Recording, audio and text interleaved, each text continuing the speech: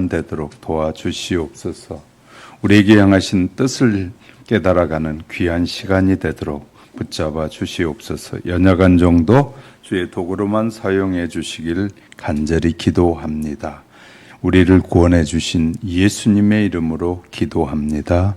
아멘. 위기를 찾아온 우리의 가정마다 하나님께서 함께 하시는 믿음으로 일어서는 은혜가 있기를 주님의 이름으로 축복합니다. 미국에 있는 프리스턴 신학교의 전 교장이었던 존 맥카이가 그가 쓴 종의 형체라는 책에서 사도 바울의 전도 여행에서 가장 감동받았다라고 말하면서 사도행전 28장에 나오는 그의 모습을 볼 때 너무너무 감동스러웠다라고 쓰고 있어요. 그러니까 3차 전도 여행을 마치고 이제 로마로 가게 되는데, 로마에 배를 타고 가는데, 죄수의 몸으로 배를 타고 가는데 유라굴라라는 광풍을 만나 배가 크게 부서지고 멜레데라는 섬에 도착하게 됩니다. 장장 14일 정도의 긴 죽음을 아래는 그런 풍랑 속에서 지쳐서 내리게 됩니다. 사도 바울도 비가 많이 맞았고 또 배를 타고 있는 모든 사람들도 그렇게 힘든데도 불구하고 배에 내리자 바울은 가서 나무자들이 쌓아놓은 데서 나무를 가져다 불을 피워서 이 배에 빠졌던 수많은 사람들이 따뜻하게 위로하기 위해서 그렇게 나무를 가져다 불을 피우는 바울의 모습을 보면서 바울은 말만 하는 사람이 아니라 자기의 삶에 그렇게 지치고 힘든에도 불구하고 다른 사람들에게 불을 피워서 따뜻하게 하는 그 실천하는 그런 지도자였다라고 하면서 그는 격찬하고 있는 걸 보게 됩니다. 자칫하면 인간들이 두세 명만 모이면 누가 위대한지라고 자랑하며 심하게 다투는 경우가 얼마나 많이 있는지 모릅니다. 그러나 그리스도에는 그것이 아니라 나아가 예수님의 종의 자세를 배워서 사람들을 위해서 헌신하고 봉사함으로 가정을 살리고 교회를 살리고 나라를 살리는 것이 바로 성도의 삶이다 라고 말씀드리고 싶습니다. 오늘 본문은 12명의 아들을 둔 야곱의 가족의 이야기인데 남편으로부터 사랑받지 못한 불행한 여인 레아는 6명의 아들을 낳게 됩니다. 장남을 낳고서 보라 아들이라 라고 루벤이라고 이름을 짓게 됩니다. 둘째를 낳고 이 여호와께서 내가 사랑받지 못함을 들으셨으므로 내게 이 아들도 주셨도다 라고 시므온 들으심이다 라고 이름을 짓습니다. 셋째를 낳고 내 남편이 지금부터 나와 연합하리라 라고 하면서 이 레이 연합이다 라고 이름을 지었습니다. 넷째를 낳고 내가 이제 여호와를 찬송하리로다 라고 해서 유다라는 이름 찬송으로 지었습니다.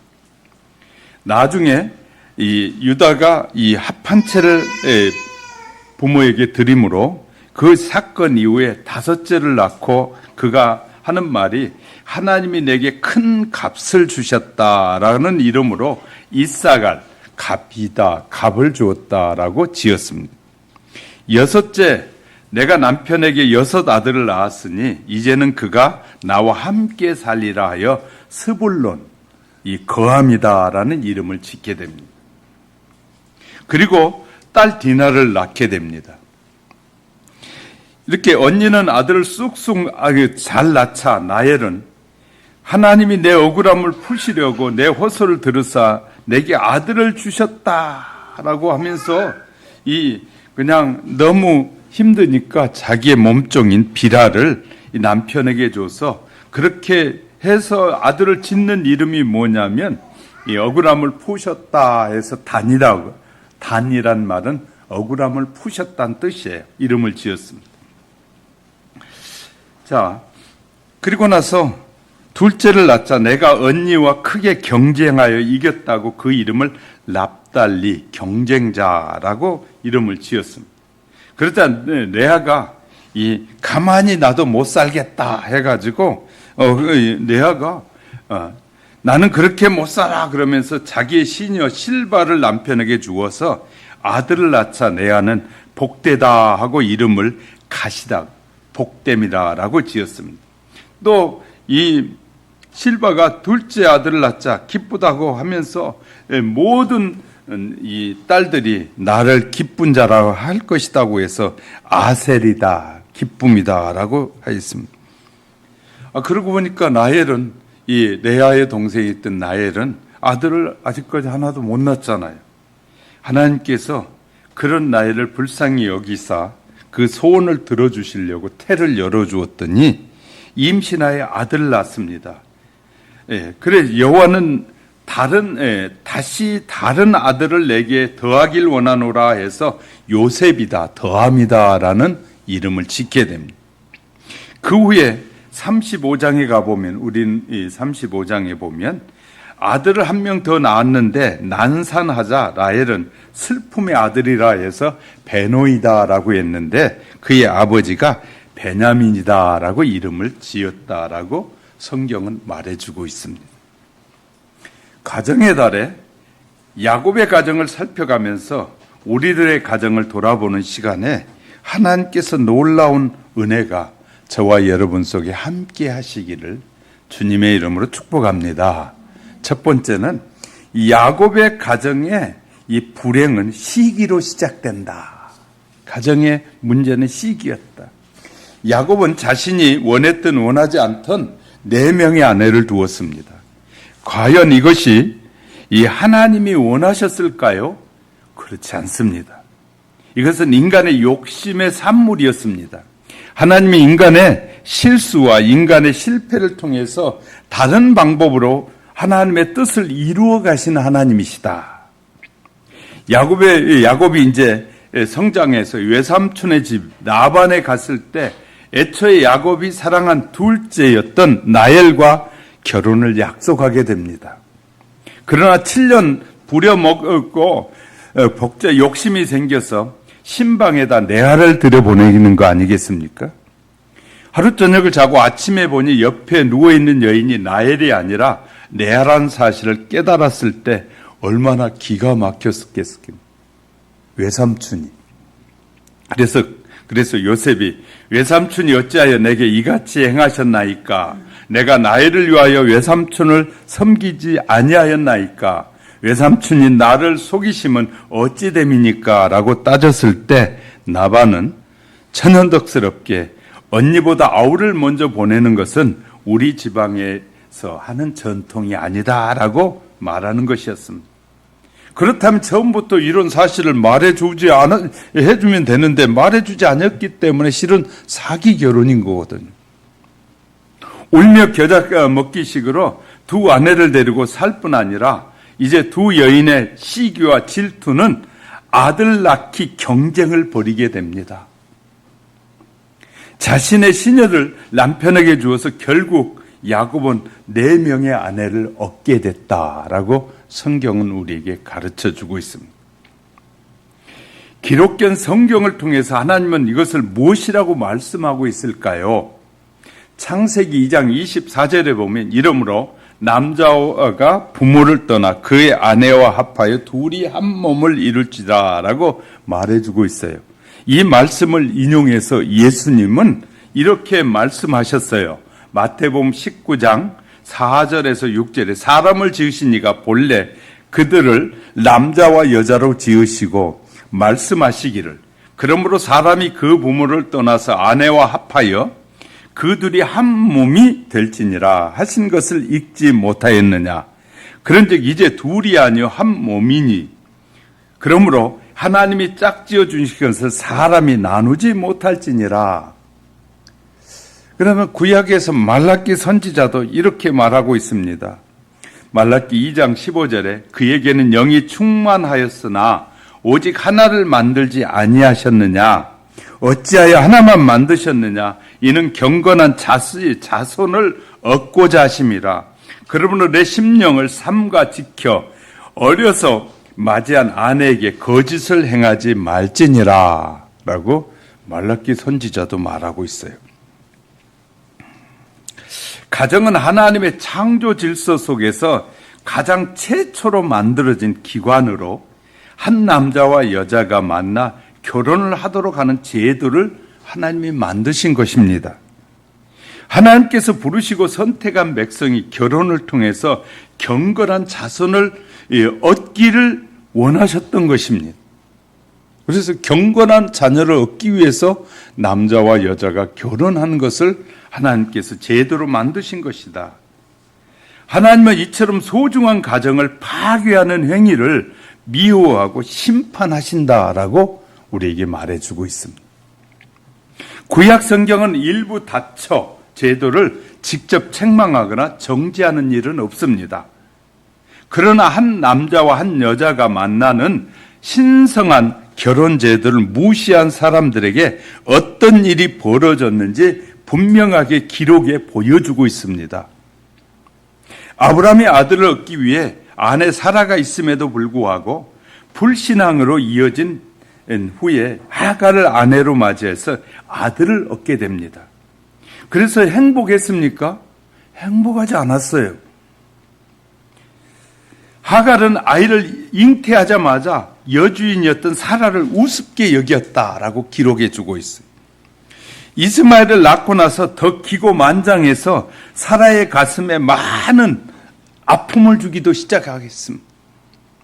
나중에 사라가 90세 이삭을 낳게 되자 이스마엘이 먼저 태어난 이스마엘은 노골적으로 어린 이삭을 괴롭히기도 했어요. 그 후에 수천 년이 지난 지금까지 야곱의 후손인 이스라엘과 이스마엘의 후손인 아랍과의 전쟁이 지금도 계속되고 있다라는 사실을 우리는 아셔야 됩니다. 이스라엘이 자랑하는 다윗의 가정도 마찬가지입니다. 사무엘하 3장 2절에서 5절에 보면 다윗은 헤브론에서 6명의 아내에게서 6명의 아들을 낳게 됩니다.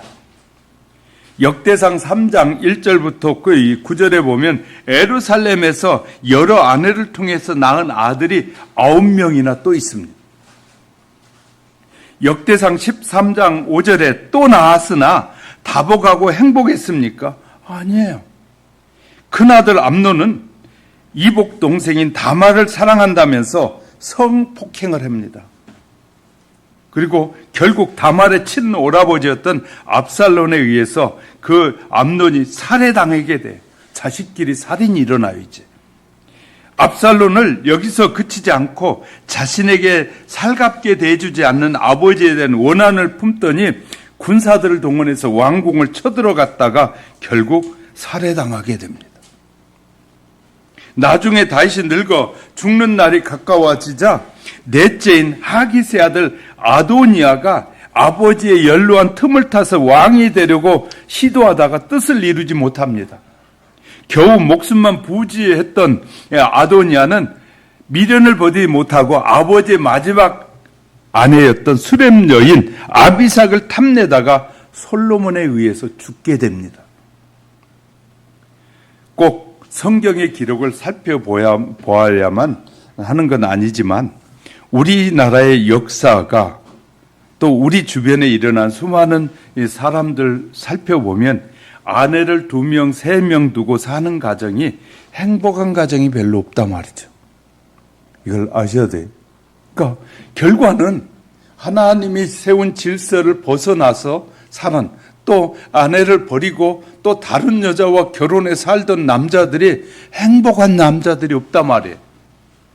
남편을 버리고 또 다른 남편을 얻은 여자들이 행복했다는 것이 별로 없어요. 불행에 불행이 이어지는 것이. 성도의 진정한 모습은 섬기는 것이에요. 믿음의 성도는 사람을 지배하는 사람이 아니라 섬기는 거예요. 세상의 사람은, 세상 사람들은 남을 지배해야 그것이 성공했다고 말해요. 그러나 성경은 하나님은 우리에게 지배하는 것이 아니라 다른 사람을 섬기는 것이 하나님의 사람이라고 가르쳐요. 주인의 모습으로 사는 건 세상 사람들이에요. 종의 모습으로 사는 것이 기독교인이에요. 하나님의 사람은 종으로 사는 것이라고 말하고 있어요. 그 모델이 예수님이신데, 그래서 마가복음 10장 45절에서 인자에 온 것은 섬김을 받으려 함이 아니라 도리어 섬기려고 하고 자기 목숨을 많은 사람의 대속물로 주려 함이니라 라고 말씀하고 있어요. 예수님은 가난한 사람들과 함께 하셨고 이 세상에서 버림을 받는 사람들의 친구가 되실 뿐만 아니라 문둥병에 걸린 자의 몸을 만져주셔 고쳐주셨고 예수님 몸소 제자들 발을 씻겨주셨고 마지막에는 우리의 죄를 대신하여 이 십자가를 지고 죽으심으로 섬김의 도를 우리에게 보여주신 거예요. 정말 예수 그리스도를 닮아가고자 하고 하나님의 영원한 축복을 누리고자 하는 자는 섬김의 도를 배우는 성도예요. 이렇게 되시기를 주님의 이름으로 축복합니다. 두 번째, 야곱의 가정의 불행은 편애로 깊어져 갑니다. 창세기 25장 26절에 보면 이삭은 아이를 낳지 못하다가 60대 쌍둥이 에서와 야곱을 낳게 됩니다. 그런데 아버지는 에서를 사랑하고 어머니는 야곱을 사랑했다라고 성경은 기록해 주고 있어요. 이렇게 서로가 아들들을 편애하더니 가정의 비극이 시작됐다. 엄마들은, 우리 한국에도 엄마들은 딸보다는 아들을 더 선호하고 아들을 의지하는 경우가 너무 많아요. 우리는 기독교인이 된 저와 여러분은 아들, 딸 구별하지 말고 똑같이 사랑해줘야 돼. 큰아들이니까 더 사랑하고 둘째니까 덜 사랑하고 이런 모습을 자녀들에게 보여서는 안 돼요. 이웃 사람들에게도 말할 때 나는 큰아들이 더 좋아, 둘째는 좀 시원찮아, 그렇게 말하는 것은 편애하는 것이에요. 이건 자식들 심각하게 싸우게 만드는 거예요. 우리 부모들의 말로 자녀들끼리 분쟁이 일어나고 싸움이 일어나는 거예요. 그래서 한국 법원에서는 그래서 이 재산을 나눠줄 때도 자녀들에게 똑같이 나눠주도록 지금은 법을 바꿔버렸잖아요. 그것을 어디서 따온 줄 알아요? 성경에서 다 따가지고 간 거예요. 공평하게 나눠주라는, 다 소중하다는 거예요. 큰아들, 옛날에는 큰 자식이 제사를 지내고 막 이제 이렇게 이 많은 것을 행사를 했기 때문에 큰아들에게 많이 줬는데 지금은 그렇잖아요. 모두에게 똑같이 주도록 법으로 만들어져 있어요. 결혼한 야곱도 12명의 아들 중에서 라헬이 낳은 요셉만 편애하게 됩니다. 그 아버지한테 배운 것 같아요. 물론 베냐민도 라헬이 낳은 아들이지만 그를 낳다가 라헬이 죽었기 때문에 요셉만큼은 사랑하지 않는 것 같아요. 노년에 얻은 요셉을 다른 아들보다 더 사랑함으로 채색 옷을 입혀서 편애했다라고 우리가 읽었던 본문 조금 앞에 3절 4절에서 보면 기록에 있어요. 형들은 이런 요셉을 미워했고 이로 인해서 오늘 사건이 일어나게 되는 거예요. 이런 사건이 편애로. 야곱의 아버지 야곱은 집에 남겨둔 요셉을 형들이 양을 치고 있는 세겜으로 이 심부름을 보내게 돼요. 그런데 놀라운 것은 세겜이라는 곳은 예전에 디나의 성폭행 사건으로 인해서 야곱의 몇몇 형제들이 그 동네 세겜 사람들을 몰살시켰던 동네예요. 어쩌다가 그 세겜으로 갔다는 소식을 들은 아버지는 거기서 무슨 봉변을 당할지 몰라 전전긍긍하게 되는 거예요. 그래서 요셉을 보내 형들이 잘 있는지 알아보려고 하는 것이거든. 그런데 세겜에 가보니 형들이 없어서 가슴이 철렁했을지 몰라요. 이리저리 찾아다니다가 다행히 별일이 없이 도단으로 갔다는 소식을 듣고 다시 도단으로 요셉이 찾아가게 됩니다. 요셉의 형들은 멀리 요셉을 오는 것을 보고 하는 말이 꿈꾸는 자가 오는도다. 자, 그를 죽여 한 구덩이에 던지고 우리가 말하기를 악한 짐승이 그를 잡아 먹었다고 아버지에게 말하자. 이렇게 말해요. 죽이고 싶도록 그만큼 미웠다 그 말이에요. 편애하는 것 때문에. 그러자 루벤은 말하기를 우리가 그의 생명을 해하지 말자. 피 흘리지 말자.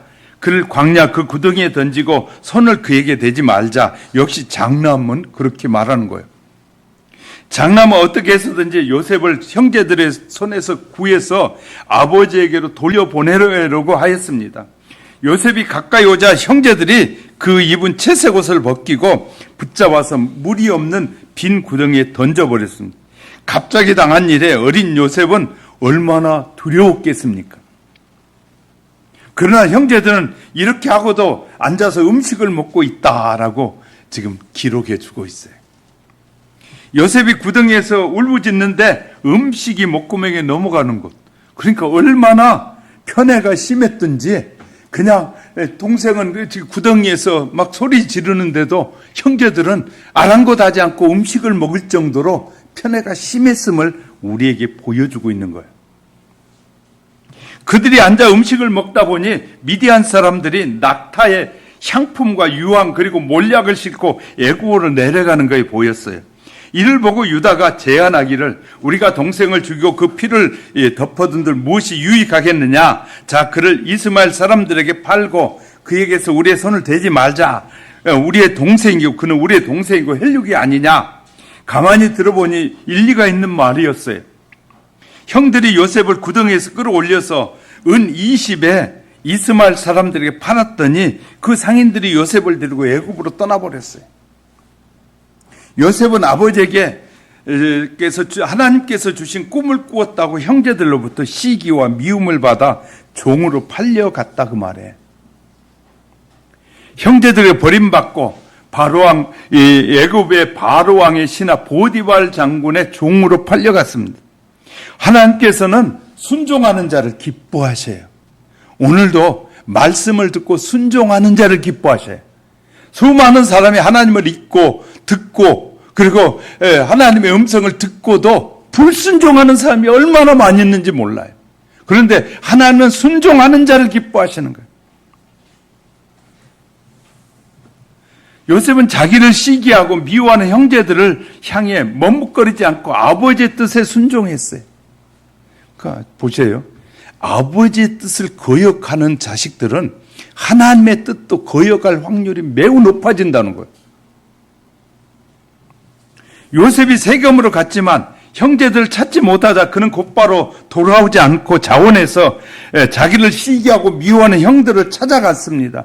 요셉이 이렇게 한 것은 아버지께 대한 순종이었고 형들에 대한 애정이었어요. 자, 아버지의 뜻을 쉽게 여기는 자식들은 매우 위험하다는 것이죠. 왜냐하면 하나님은 순종하는 자녀에게 늘 복을 주신 하나님이죠. 하나님의 역사는 순종하는 사람을 통해서 진행됩니다. 하나님의 꿈, 비전을 이루기 위해서 얼마나 순종이 중요한지 몰라요. 아무리 전도해라 그래도 듣고 전도하지 않는 거예요.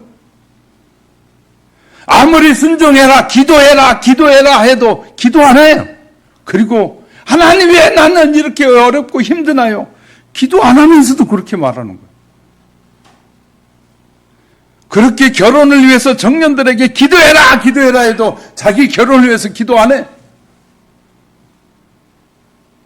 저는 결혼을 위해서 기도했어요. 하나님이 기도하라고 하기에 저는 기도했어요. 그랬더니 하나님이 생각하지 않은 아내를 준 거예요. 우리는 이 하나님이 말씀하시는 것은 이유가 있으니까 주시려고 축복해 주려고 하라는 거예요.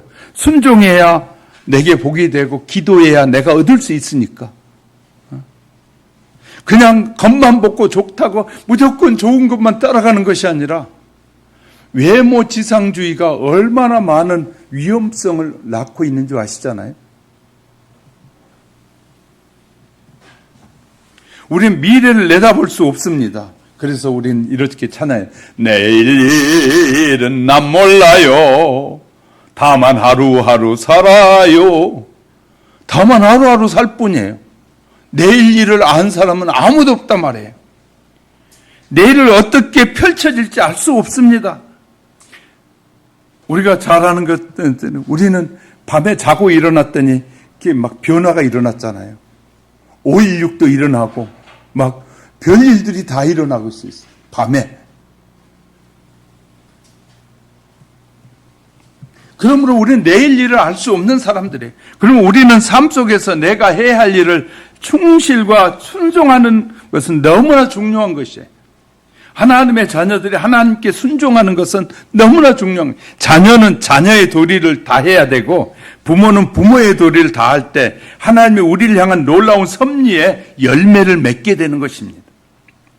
하나님의 역사를 이루고 섭리의 역사의 열매를 맺기 위해서는 고난과 고통도 있다는 사실을 아셔야 됩니다.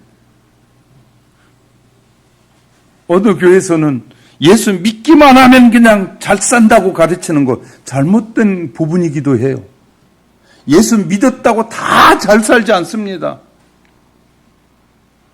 예수 믿는 사람이 하나님의 뜻을 이루기 위해서 고난이 시작되는 사람도 있어요.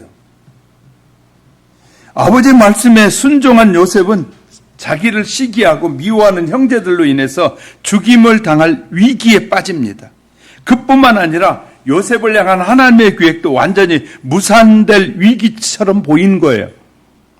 그러나 하나님은 위기에 처한 요셉을 구덩이에서 구해내십니다. 아무리 요셉의 형제들이 하나님의 계획을 무산시키려고 할지라도 하나님의 역사의 주관자이신 하나님이 허락하시지 않으면 안 되는 거예요.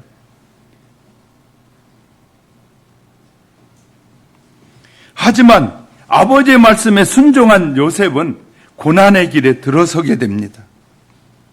순종했음에도 고난이 시작된 거예요. 그 말은 하나님이 들어 쓰시려고, 그러니까 고난이 많은 사람은 하나님이 쓰시는 사람이 되는 거예요. 죽음의 위기에서 벗어났지만 형제들에 의해서 노예 상인에게 은 20개 팔려서 그런 운명이 됐다고 말해요. 아버지인 야곱은 아들들의 거짓말로 인해서 가슴에 찢어지는 고통을 실제로 맛보게 돼요. 그래서 그런 아들들이 10명의 아들들이 와가지고 요셉이 이 피 묻은 옷을 내놓으니까 아버지가 통곡하면서 그때부터 얼마나 고통스러운 삶을 사는지 몰라. 편애하면 고통이 따라온다 라는 걸 배우게 됩니다. 요셉은 순종으로 말미암아 고난의 길에 들어서게 됐습니다. 요셉은 아버지의 말씀에 순종하다가 아버지와 생이별을 당했고 가정에서 일어난 부모들의 편애가 노예로 팔리는 문제로 야기됐어요. 주님의 말씀에 순종하면 그 뜻을 이루는 삶을 결코 평탄한 것만은 아니더라고 말해요. 왜냐하면 평탄하면 자기 뜻대로 사니까. 하나님은 하나님의 뜻대로 살려고 우리의 잘못된 고집과 생각과 사상을 바꾸는 데는 고난만큼 좋은 훈련이 없는 것이에요. 고난이 최고의 훈련이에요. 순종이 고난으로 이어지기도 한다는 사실을 우리는 배워야 합니다. 성도는 고난을 감내해야 합니다. 하나님의 뜻은 고난의 과정을 잘 이겨낸 사람을 통해서 성취된다는 사실을 발견하시기를 주님의 이름으로 축복합니다. 세 번째는 하나님은 인간의 악을 선으로 바꾸시는 분이시다. 노예로 팔린 요셉은 바로의 신하대장 보디발의 종이 되었습니다. 그러나 하나님께서 요셉과 함께 하심으로 이 보디발의 집에 이 범사에 형통한 가정의 총무로 바뀌게 돼요. 세상에 종을 사왔는데 가정을 이 보디발이 자기 아내 외에는 모든 것을 통치하도록 맡겨준다. 이방인에게 대단한 일이에요. 대단한 일 아니겠어요? 주인에게 신임을 받아서 그의 집과 그의 모든 소유를 주관하게 합니다. 하나님은 요셉을 위해서 애굽 사람의 집에 복을 내리심으로 그 집의 밭의 모든 소산물에 막 미쳐. 그래서 요셉이 손은 댄 것마다 일이 잘 돼 버리니까 주인이 너한테 맡길 수밖에 없게 되는 거예요. 그런데 요셉에게 또 다른 유혹이 다가오게 됩니다. 39장에 2장만 넘어가면 39장의 6절에 보면 요셉은 용모가 빼어나고 아름다웠더라 라고 했어요. 요셉이 아마 절 보세요. 저가 비슷했던 것 같아요. 웃으라고 해도 웃지도 않으니까 어떻게. 그러면 저기 요셉이 우리 김기열 집사님을 닮았다 그러면 웃을라는 거예요? 그래도 안 웃으니까 그러면 요셉이 우리 누굴 닮았다 그럴까요? 조병근 집사님을 닮았다 그럴까요? 그래도 안 웃네. 좀 웃어봐요. 멋지게, 다들 멋지게 생긴 사람들이에요. 요셉의 품성과 외모에 빠져든 보디발의 아내가 유혹하기 시작합니다. 그래서 귀에만 있으면 미혹하기를 7절에 그 후에 그의 주인의 아내가 요셉에게 눈짓하다가 동침하기를 청하니 노예로 끌려와서 외로운데 권력자의 아내가 달콤한 유혹을 하니 얼마나 좋겠어요. 건강한 사내이잖아요. 요셉은 쉽게 거절할 수 없는 상황인데 이런 유혹에 보통 사내들은 모두 빠져들기 쉬운데 그러나 하나님과 함께한 요셉은 당당하게 거절했다고. 39장 8절 9절에 요셉이 거절하며 자기 주인의 아내에게 이르되 내 주인의 집안의 모든 소유를 간섭하지 아니하고 다 내 손에 위탁하였으니 이 집에는 나보다 더 큰 이가 없으며 주인이 아무것도 내게 금하지 아니하였어도 금한 것은 당신뿐이니 당신은 그의 아내임이라. 그런즉 내가 어찌 이 큰 악을 행하여 하나님께 죄를 지으리까?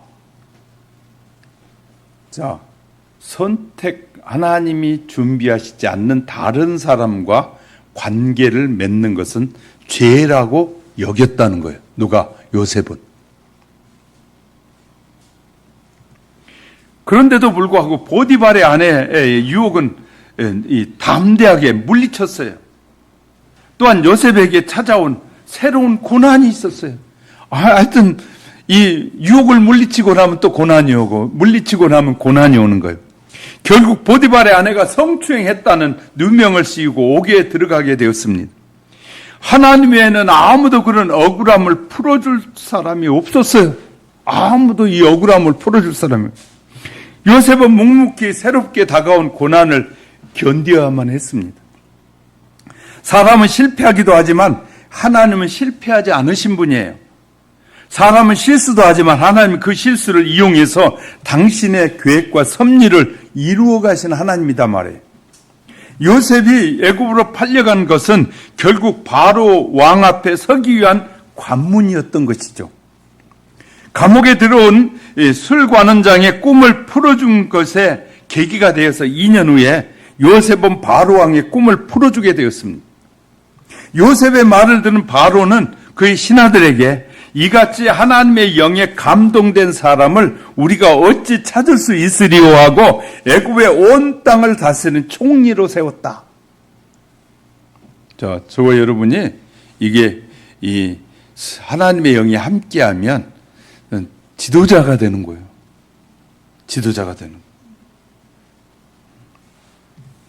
바로는 자기의 인장 반지에 빼서 요셉의 손에 끼우고 그에게 세마포옷을 입혔습니다. 금사슬에 목에 걸어줬고 자기가 타고 다니던 버금수레에 그를 태웠습니다. 하나님은 고난을 이겨낸 요셉을 극적인 사건을 통해서 지도자로 세우시는 거예요. 세상의 지도자로. 그래서 우리에게 고난이 많은 건 축복이에요. 하나님이 나를 미워서 그런 거예요. 이걸 분간할 줄 알아야 돼요. 그래서 분간할 줄 아는 사람은 고난이 와도 뭐하지? 원망하거나 불평하거나 남의 탓하지 않는다 말이에요. 예수님의 성품을 닮으면 그렇게 되는 거예요. 요셉이 해석한 꿈대로 7년의 풍년이 지나자 애굽에 급심한 이 흉년이 찾아왔습니다. 요셉의 형제들이 그때 식량을 구하려고 애굽으로 내려왔다가 요셉과 극적인 상봉을 하게 돼요. 전에 자신들이 저지른 행동을 알기에 두려워 어쩔 줄 모르는 형제들에게 말하기를 요셉이 창세기 45장 5절에 보면 이렇게 말합니다. 당신들이 나를 이곳에 팔았다고 해서 근심하지 마소서, 한탄하지 마소서. 하나님이 생명을 구원하시려고 나를 당신들보다 먼저 보내셨나이다. 이어서 7절 8절에 이렇게 말합니다. 하나님이 그 큰 구원으로 당신들의 생명을 보존하고 당신들의 후손을 세상에 두시려고 나를 당신들보다 먼저 보내셨나니 그런즉 나를 이리로 보낸 이는 당신들이 아니요 하나님이시라. 하나님이 나를 바로에게 아버지로 삼으시고 바로가 이 요셉을 하나님같이 여긴단 말이에요. 그 온 집의 주로 삼았으며 애굽의 온 땅의 통치자로 나를 세웠습니다. 형제들은 요셉이 미워해 죽이고 싶었지만 그의 믿음은 철저한 신앙과 인격을 가진 믿음을 무너뜨리지 못했단 말이에요. 형제도 누구도. 꼴도 보기 싫어서 먼 나라로 팔았는데 그곳에 총리가 되었습니다. 그렇습니다. 하나님은 오늘 일이 아니라 미래에도 계신 하나님. 우리는 오늘만 보진 미래를 보지 못하는 사람들이 많아요. 그러나 하나님과 함께하면 미래가 보여요. 할렐루야. 늘 하나님의 영으로 감동이 되면 미래가 보여서 믿어지니까 참을 수 있고 견뎌질 수 있단 말이에요. 그러니까 우리가 왜 불평불만하냐면 미래가 안 보이니까. 그런데 하나님을 믿어 하나님이 약속대로 이루어갈 걸 믿기 때문에 미래가 믿어지니까 편안해지는 거예요. 네가 괴롭히냐? 조금만 지나봐라. 다 알게 될 거야. 제가 말씀드렸잖아요. 제가 목사님들이 10,000명이나 되는 총회 정치국장 하면요. 목사님들 중에서는 정치국장 하면 대단한 자리라고 말해. 누구든지 물어보면. 그런데 제가 정치국장도 했잖아요. 우리 보통 정치국장 하려면 500에서 1,000명 이상 되는 교회들이 정치국장을 해요. 근데 이렇게 우리 교회를 그래서 와본 사람이 없어요. 우리 노예 아니고는. 저가 얼마나 큰 교회를 하는지 적은 교회를 하는지 몰라. 근데 하나님 그렇게 세우신 거예요. 그러면 저가 가서 말했던 말을 믿고 그분들이 나를 세운 거예요. 그렇게. 그러면 내가 한 것이 아니라 하나님이 세우신 거예요. 내가 하나님 앞에 기도했다고 그러잖아요. 하나님 내가 그곳에 가도 하나님이 기뻐하는 일을 하겠다고 내가 말했다고요. 그러니까 하나님 그 기도대로 응답해 주신 거예요.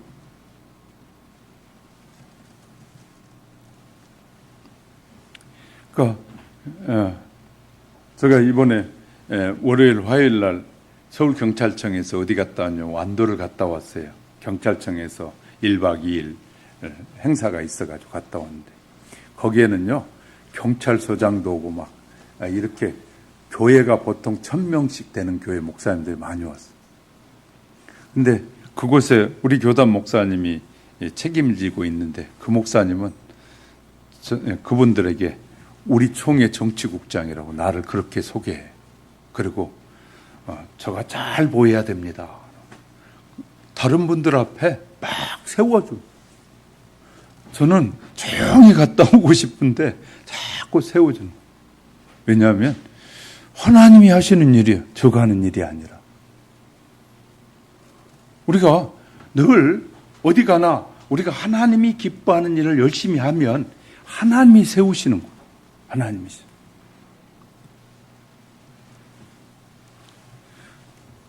그래서 저는 어디 가든지 이 사람들에게 쫄지 않아요.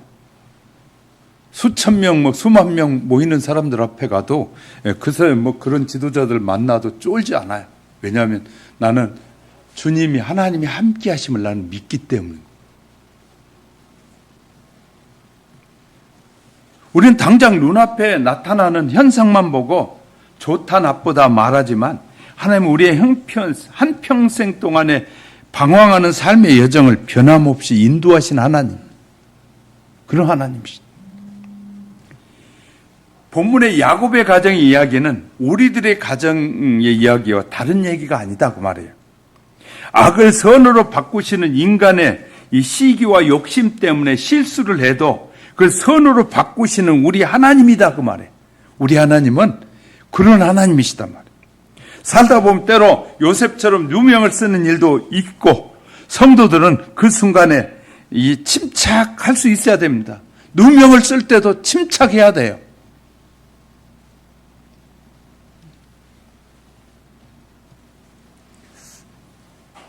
총회에서 부총회장님하고 대화를 하는데 말도 안 되는 얘기를 해요. 그랬더니 저와 같이 들어갔던 총무가 화가 나니까 벌떡 일어나가지고 그따구로 한다고 하면서 나가버렸어. 그랬더니 그분이 이제 보고 아니 국장님 저놈은 누구예요? 뭐 저런 놈 있어요? 그러더라고. 그래서 제가 화도 나겠지요. 그분도 화도 나죠. 그렇지만 저는 견뎠어요. 거기서 앉아서 다 듣고 저 할 말도 다 하고 나왔어요. 우리는 어떤 내가 그냥 불합리한 얘기를 하면 막 화가 나가지고 어쩔 줄 몰라 하는 사람들이 많이 있거든요. 아직 자기가 훈련되지 않으면 그렇게 되거든요. 그런데 하나님을 잘 믿고 있어 나중에 하나님이 누명을 벗겨주시고 우르르 보게 해주신단 말이에요. 저분은 대단한 분이다. 인내력이 대단하고 저분은 하나님이 함께 하시는 분이다. 라는 사실을 알게 하시는 거예요. 그러니까 우리가 인내를 잘하고 견뎌야 돼요. 우리가 기독교인과 세상 사람과 다른 점이 뭔지 아셔요? 세상 사람은 남을 다스리는 사람이에요. 세상의 모든 사람들은 세상을 다스려요. 다스리고 싶어 해요. 근데 기독교에는 모든 사람을 섬기는 거예요. 완전히 세상과 다른 거예요. 그러니까 우리가 교회 안에서도 사람을 막 다스리고 싶어 하는 것은 아직 내가 세상적인 이 욕구가 너무 많아서 그래.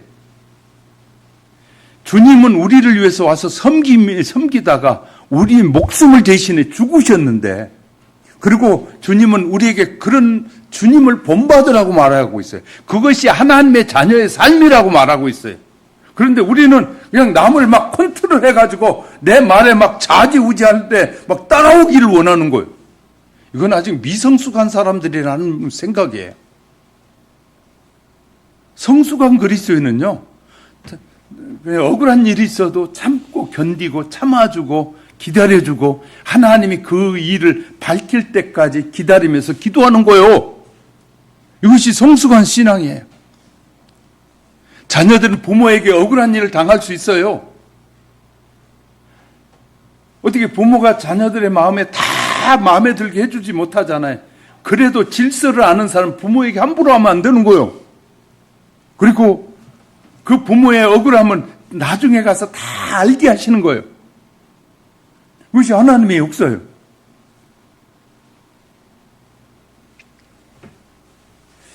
하나님은 악을 선으로 바꾸시는 역사하시는 분이다.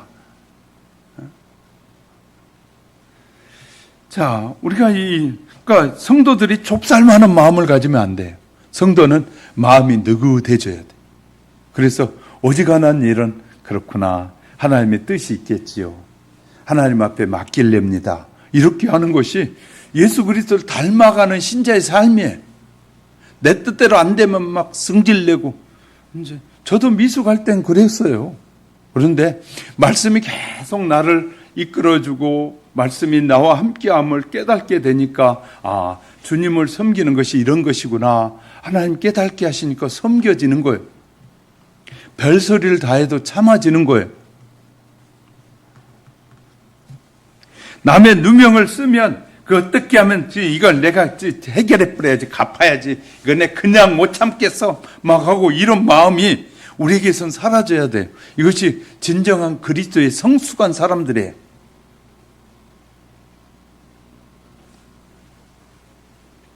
예수님 죄의 누명을 쓰고 죽음으로 죄인들을 의롭게 만드신 도구가 바로 십자가예요. 이런 십자가를 잘 지는 성도들이 있는 교회야말로 그 하나님의 함께하는 은혜로운 교회. 문제가 생겼다고 이쪽에서 일어나고 저쪽에서 일어나고 막 니니 나니 맥살 잡고 싸우고 이런 교회는 심각한 교회예요.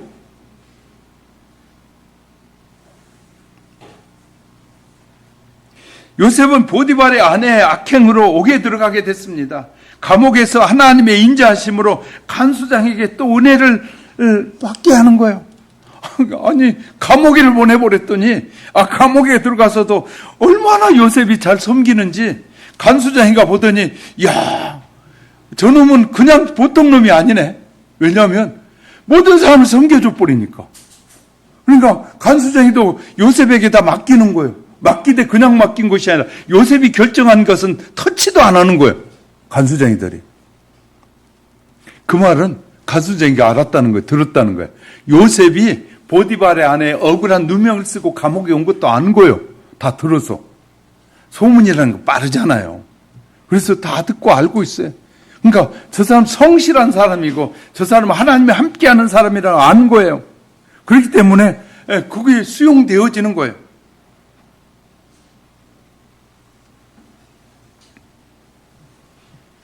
요셉을 종으로 팔아왔고 또 지효의 감옥까지 들어온 절박한 상황이 되었으나 그 가운데도 놀라운 것은 요셉이 성경의 기록은 다 기록했는데 요셉이 그랬다고 막 불평하고 원망하고 막 저주하고 그랬다는 내용이 아무것도 없는 거예요. 요셉이. 그래서요 이제 많은 신학자들은 이렇게 표현해요. 요셉은 예수님을 보여주는 한 단면이다. 다시 말해 장차 오실 예수 그리스도의 본을 보여주신 분이 바로 요셉이다라고 할 정도예요. 하나님께서 특별히 쓰임 받으려면 이런 인내의 과정이 필요한 것 같아요. 한번 실례를 들어보겠습니다. 어떤 교회 재정 문제로 교회가 발칵 뒤집어진 사건이 어느 교회에 생겼습니다. 그 죄의 누명을 한 안수 집사님이 혼자 뒤집어 쓰게 됐습니다. 평소에 그분이 언행으로 보아서나 절대로 그런 일을 할 분이 아님에도 불구하고 전 교인들이 그분이 이 문제를 일으킨 장본인으로 알게 됐습니다. 교인들이 온갖 흉을 다 보았고 당회가 징계해서 안수 집사의 직분을 박탈까지 해버렸어요. 교회가. 그래도 그 안수 집사는 묵묵히 그 교회를 계속 다니는 거예요. 교인들은 싸늘한 눈길을 받으면서 아무도 친구가 되어주지 않고 그러면서 5년이란 세월이 흘러가게 됩니다. 그런데 그때 그 교회에 부흥회가 있어서 부흥회 강사를 모셔다 부흥회를 했는데 그 부흥회 때 은혜를 많이 받았는데 그 부흥회 때 은혜를 많이 받은 장로님이 은혜를 받고 나니까 자기가 한 잘못이 깨달아진 것이었어요. 그래 그는 교회 성도들 앞에서 장로가 나와서 간증을 하면서 제가 이런 재정의 문제 모든 원인이 접니다. 저를 용서해 주십시오. 제가 은혜 받고 이제 온 성도들 앞에 고백합니다. 라고 정중하게 사죄를 했어요. 어떻게 됐을까요? 그 안수 집사님이 그 간증 이후에 온 성도들이 그 안수 집사를 존경하기 시작한 거예요. 그리고 교인들이 우르르 봤습니다. 그 안수 집사님의 태도가 바로 십자가를 의미하는 태도가 아니냐 이렇게 말씀드리고 싶어요. 그분의 경우 한번 생각해 보면 누가 그분을 함부로 보겠습니까? 5년이란 세월을 남의 죄를 짊어지고 말없이 누명과 수모, 악담과 저주를 모두 받을 때 누명을 벗으려고 안달하지 않았겠습니까? 사람들이라면. 그죠? 내가 왜 그런 일을 했냐고, 여러분이 보면 내가 그럴 사람이냐고 막 별소리를 다 했을 것 같은데 그렇게 하지 않았다는 거예요.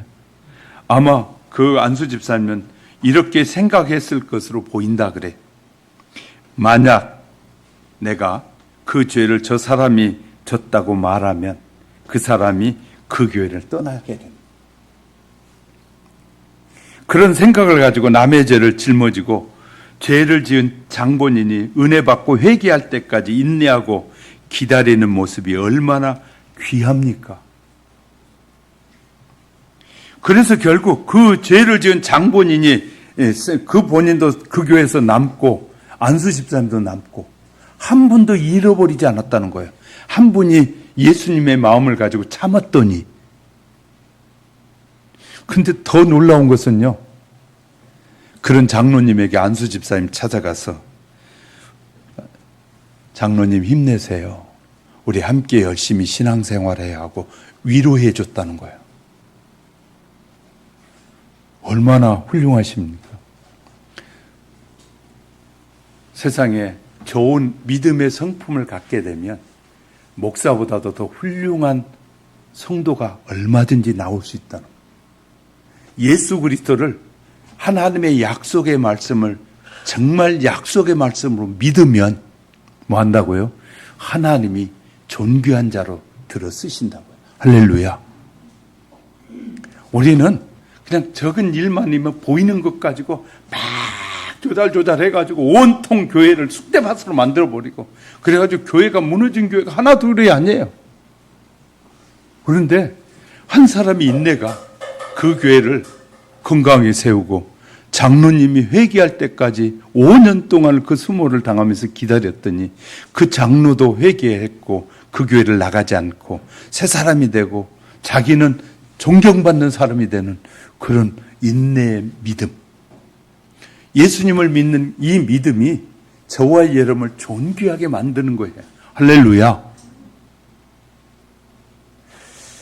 자, 이렇게 우리가 성숙하면 우리의 가정도 살고 우리가 섬기는 교회도 살고 이 나라가 살지 않겠습니까?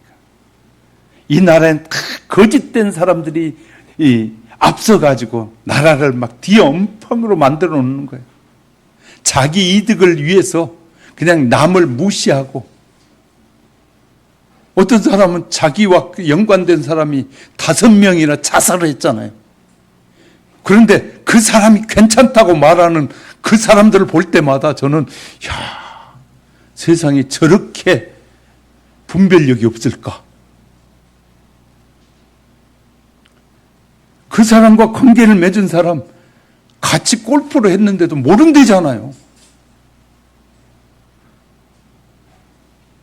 그런 사람이 존경스럽다면, 그런 사람들을 믿는다면 우리의 믿음은 바닥인 거예요, 실은. 알고 보면. 예수님을 안 믿기 때문에, 주의 약속을 안 믿기 때문에 그런 사람들이 믿어지는 거예요. 신실한 그리스도인이 되면 자기를 속이는 자가 아니고 남을 속이는 자가 아니라 진실한 사람이 되는 거예요.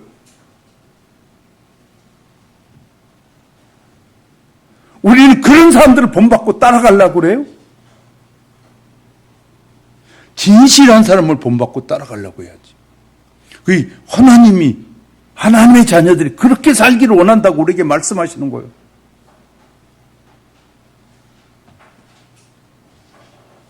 그러니 그런 걸 안 저가 그런 말을 할 때는 약간 흥분해서 말하잖아요.